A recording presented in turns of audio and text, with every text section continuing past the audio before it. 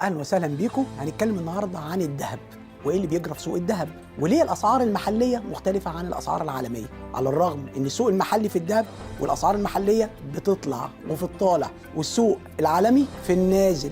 وايه اللي بيجرى من الكلام دوت وايه اسبابه؟ عايز تعرف القصه وعايز تعرف الاسباب؟ خليك معايا وانا هحكي لك. خلينا نقول ان السعر العالمي بينزل وليه اسبابه، والسعر المحلي بيطلع وليه اسبابه. طيب اخر سعر عالمي وصل ليه الذهب كان 1889 دولار للأونصة. النهارده نبص للسعر العالمي هنلاقيه بقى 1901، يعني تقريبا ما اتحركش كتير، في حين ان كل يوم السعر المحلي بيطلع بال40 وبال50 جنيه، وفي اخر اليوم في الاقفال بينزل ال50 جنيه، وكان وصل لفتره من الفترات انه كان 2145 للعيار ال21، ووصل بعدها علشان خاطر معلومه بسيطه طلعت في يوم وليله، كان ليله خميس، وطلع فيها شركة زي شركة موديز، ودي أحد شركات التقييم العالمية والمالية اللي بتدي تقييماتها عن الدول والمؤسسات المالية ببيانات طبعا بتطلع عليها، وقالت إن هيتم تخفيض التقييم الائتماني لمصر.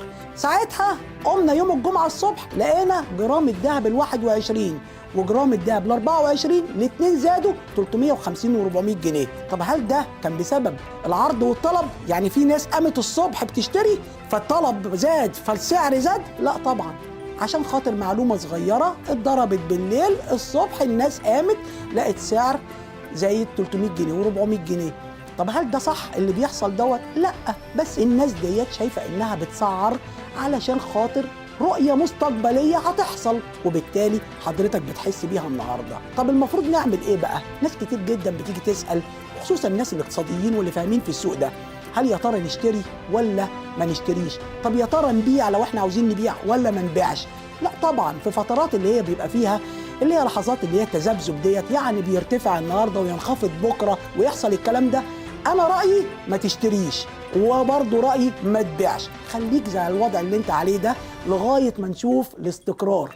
دايما اتخاذ القرار بيبقى في وقت الاستقرار، يعني لو معاك ذهب او عاوز تشتري ذهب اصبر شوية كده لما الدنيا تهدى ونشوف ايه اللي هيجرى في الفترة اللي جاية.